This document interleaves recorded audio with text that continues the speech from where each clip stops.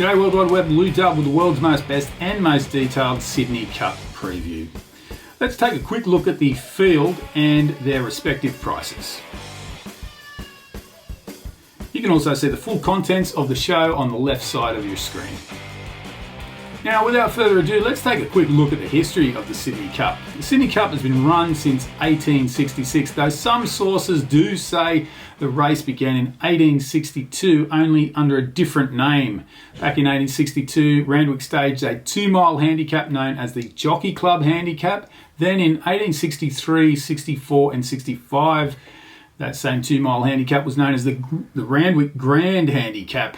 And when the folks in Sydney realised that both Melbourne and Adelaide were naming their big 2-mile handicaps after the state's capital city, well, Sydney eventually followed suit, and in 1866 it was officially known as the Sydney Cup. Just like the Melbourne Cup, there are only a handful of 2-time winners, starting with the Barb in 1868 and 69, Carbine in 1889 and 1890, Mosaic in 1939, 1940, Veiled Threat won. He's the only one to win 2 times and not in consecutive years. He won in 1942 and 1944. Then there's 50 odd years later, we get the next one to win it twice. That was Tie the Knot in 1998 and 1999. The best known horses to win the race in the last 40 years would be Kingston Town, Tie the Knot and Maccabee Diva. Horses that have won the Sydney Cup and Melbourne Cup include Carbine, the Barb, the Maccabee Diva, Galilei, Lord Cardigan and Straight Draw. There are only 2 horses that have won the Sydney Cup, Melbourne Cup double in the same calendar year. They are the great Carbine and Maccabee Diva. One of the more interesting stories of the Sydney Cup is that of County Tyrone, a Max and later Chris Lees trained stayer. He ran in 6 Sydney Cups, finishing 4th twice, 2nd twice, 8th once, and actually winning the race in 2006 when he didn't have to deal with the great mare Maccabee Diva. He's pictured on screen now, the jockey wearing the green and orange silks. County Tyrone had a race career of 87 starts for 9 wins and 17 placings. Now, don't forget, despite this not being a Melbourne Cup win and you're in race, Sydney Cup winners generally get a ranking inside the top 30 in the initial Melbourne Cup order of entry released in early to mid-September. So barring something unprecedented, if you win the Sydney Cup, you've qualified for the Melbourne Cup. Here are the winners from the last 10 years. 5 winners coming from the chairman's quality, though only 1 had actually won that race.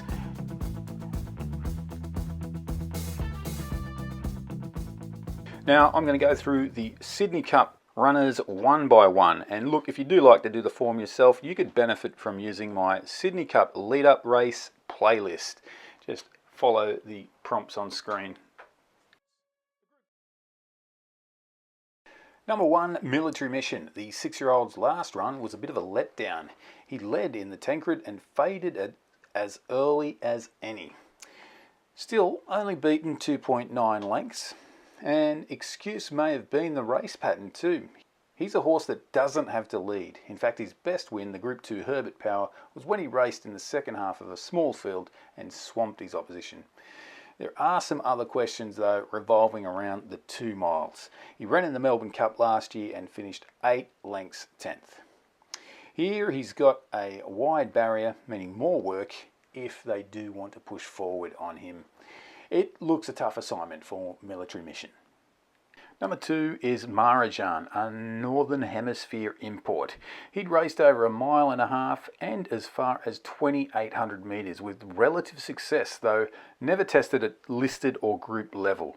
Mahrajaan turned up in New Zealand in 2023 with a pretty inauspicious spring campaign that culminated in a win over 2 miles in the Group 3 New Zealand Cup.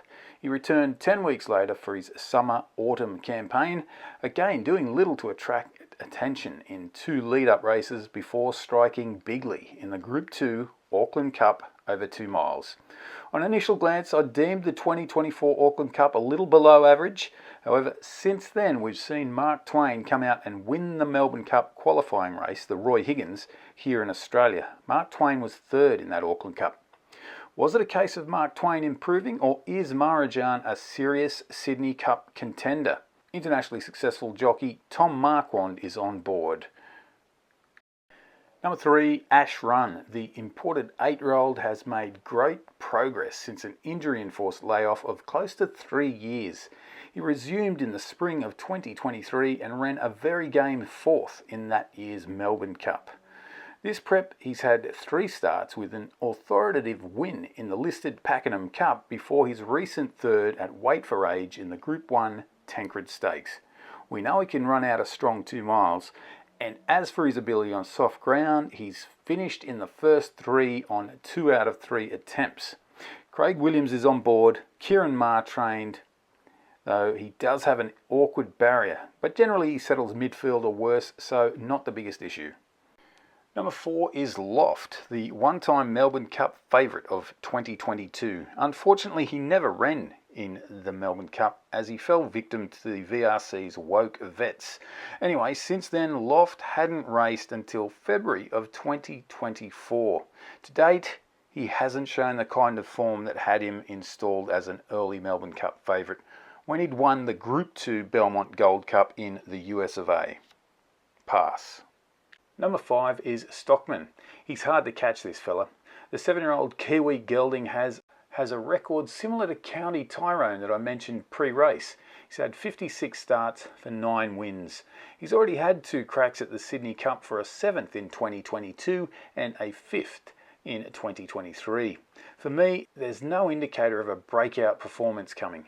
His last start 5th in the Chairman's Quality was below expectation, and though he drops 3.5 kilograms, that's been the theme for his previous 2 runs in the Sydney Cup also. Pass. Number 6 is Selino. The soon-to-be 8-year-old gelding won this race in 2021 at the juicy odds of 25 to 1.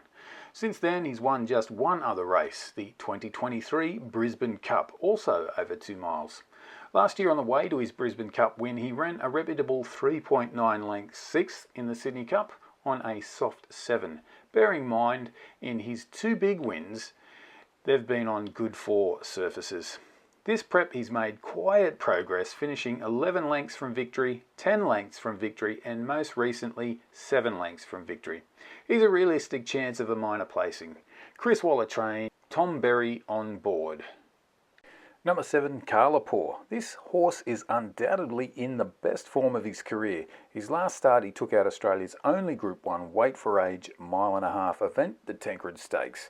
On that day he had a peach of a ride from Dylan Gibbons, but his run prior was somewhat indicative of his breakout Group 1 success.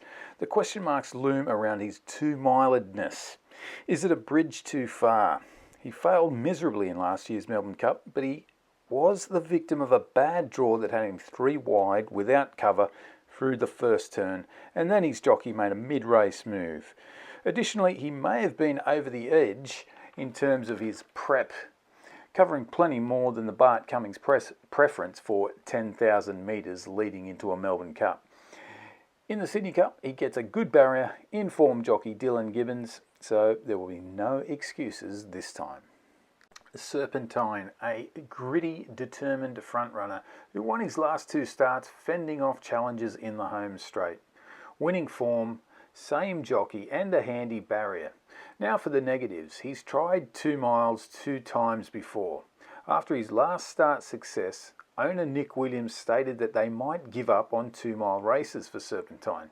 Now they're running him. Does this have something to do with Nick Williams' other runner, Post-Impressionist, being scratched? Number 9, Amade, will be a 10-year-old gelding precisely 12 days after the Sydney Cup. I'm a bit shocked by his 10 to 1 quote. It seems maybe a little sentimental money is following this guy after his brave 4th in the Adelaide Cup last month. And if you missed it, Amade carried 58 kilograms in the Adelaide Cup and carried a jockey that was forced to ride without irons.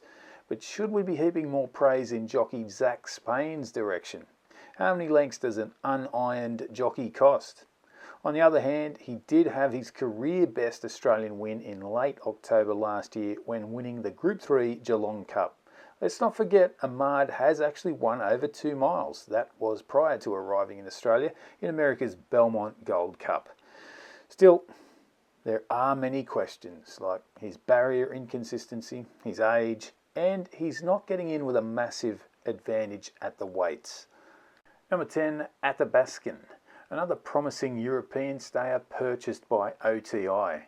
He went oh so close to qualifying for the 2023 Melbourne Cup, finishing second in the Win and You're In Archer Stakes on the Saturday before the Melbourne Cup. This will be his first race over 2 miles. In fact, his first run beyond 2,600 metres. This prep, he's had 3 runs, with his last start 4th in the Group 1 Tancred Stakes, easily his best run. There he finished side by side with Ashrun, 1.6 lengths from victory. He gets a 3.5 kilogram swing in the weights on Ashrun. Now we're talking around 2 lengths there. Can he get the 2 miles? His sire Almanzor has 3 runners in this race, but we're yet to see him sire a black type 2 mile winner. Here we're taking a quick spin around the 2 mile course at Randwick. Note that run to the first bend is over within 20 seconds, so it's about 300 odd metres, and you need to have got your posse or you'll be covering some extra ground. Don't be shocked when you see a few start peeling out wide down the back before they get to that second last turn. Riders are wanting to get within striking distance before the last turn. And finally, watch out for the rise at the start of the home straight.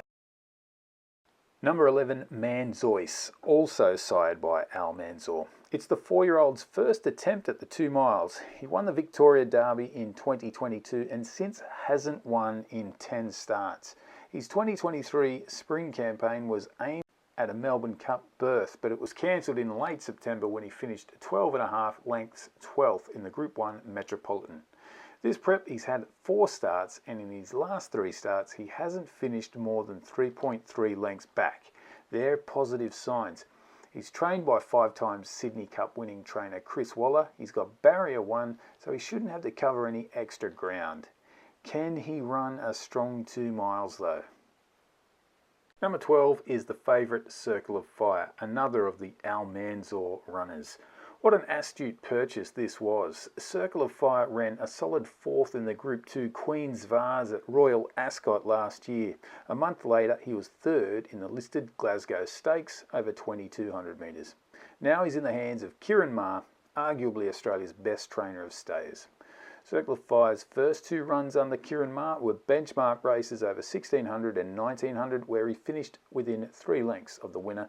A definite tick considering his preference for a longer trip.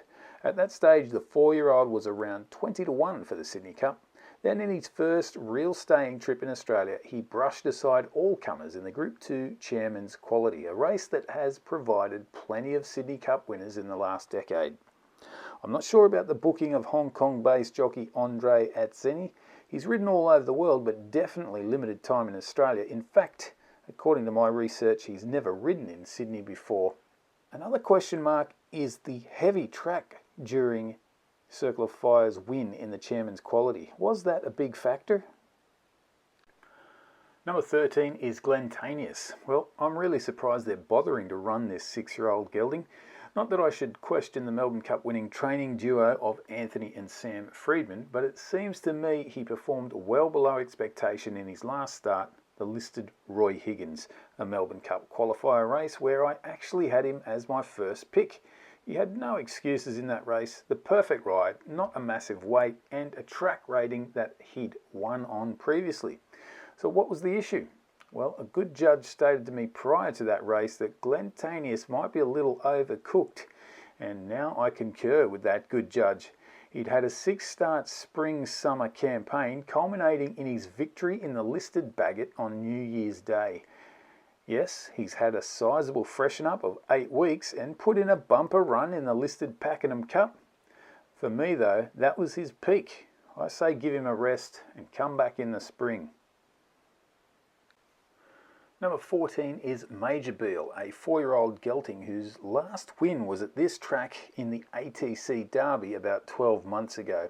That was on a heavy track though. His spring campaign was canned midway through October after a massive fail in the ATC St Leger. This prep has been rather unique. He's had his first trial on the 22nd of January over 850 metres. Then, in a move that may have been out of frustration, he was sent to Victoria and had 3 trials over the jumps in February-March. His first official start saw him lead the Pakenham Cup field at a cracking pace for a 7.5 lengths 7th, before a very encouraging performance in the Roy Higgins, finishing just 1.5 lengths from victory. He led in that race, but jockey Jai McNeil was happy to pull the handbrake and slow things down midway through the race. A very interesting jockey booking in Louis-Philippe Bourzelin.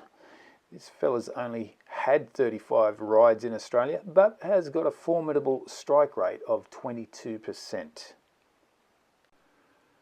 Number 15 is Mostly Cloudy, a now 5-year-old gelding who was bought at the Tattersalls August sale back in 2022. His first prep in Australia saw him on the precipice of Melbourne Cup qualification, but to fail on the Saturday before the Cup. Nevertheless, he acquitted himself well in that campaign, finishing 2.1 lengths 4th in the Group 3 Bart Cummings. This prep he appears to have progressed. He had 1 trial in February, then in his first start he was an unlucky second over 2,000 metres, and most recently was 3rd in the listed Roy Higgins over 2,600 metres. And gee, if people are excited about Mark Twain winning that race, I think this guy's effort off a 1-run lead-up is huge. For goodness sake, watch the replay and you'll see a horse hampered, obstructed and forced to go around runners. Now, as a bloke who scored a few length of the field tries, I know a little bit about speed, and whenever I was run down, invariably my excuse was that I'd had to do a lot of work shaking off a tackle or sidestepping at the commencement of my length of the field attempt. To me, Mostly Cloudy was a victim of similar circumstance. I love the booking of Rachel King, who's won a Sydney Cup before. It is a tricky barrier, and I'm guessing she'll try to push forward. Hopefully she's not 4 wide on that first time into the home straight. Number 16 is Torrens. This is a great moment for the owner, who, if I'm not wrong, is of Sri Lankan ethnicity, a Mr. Balasubramaniam. From 44 starts, this locally bred 7-year-old has won 10 races and amassed $746,000 in prize money. He's won 2 listed races over 1.5 miles. That was in 2021 and also in 2022. But there's nothing in this prep to indicate a surprise performance at Group 1. And finally, number 17, So Dazzling. The 4-year-old mare ran her best race of this prep last weekend in the Group 2 Chairman's Quality. Her first 2 runs over 1,600 and 1,900 saw her finish a total of 15 lengths from victory. In the Chairman's Quality, she was 3.3 lengths from the winner, who is the Sydney Cup favourite now. Based on her history, the further she runs, the better she gets, and her second in the 2023 ATC Oaks is more evidence she likes the sting out of the ground. So if we do get that signature Sydney soft 6-7 on Saturday, she should be a serious contender. The weather looks good, though there is a prediction of some light rain on race day. And I must clarify that if the track was to get to as bad as soft 7, please disregard all that I've said. Yep, well, I believe Mostly Cloudy is a great each-way bet, currently advertised at 20 to 1 and upwards of $22 at some of the bigger online bookies. Ashrun is also hard to ignore. He seems always to be in the prize money, and this is a weaker field than last year's Melbourne Cup. I wish Mark Zahra was on board though. He was there for Ashrun's Pakenham Cup victory. My major concern is that Serpentine might get an easy time in front. Major Beal, the other likely leader, has on occasion raced on the tail of the leader. In fact, that was how he won the ATC Derby last year. And if that ensues in the Sydney Cup, well, that'll be to the benefit of both Serpentine and Major Beal. Check the odds and pray for no rain. Let's go, Brandon. Let's go, Brandon. I agree. Where's your home?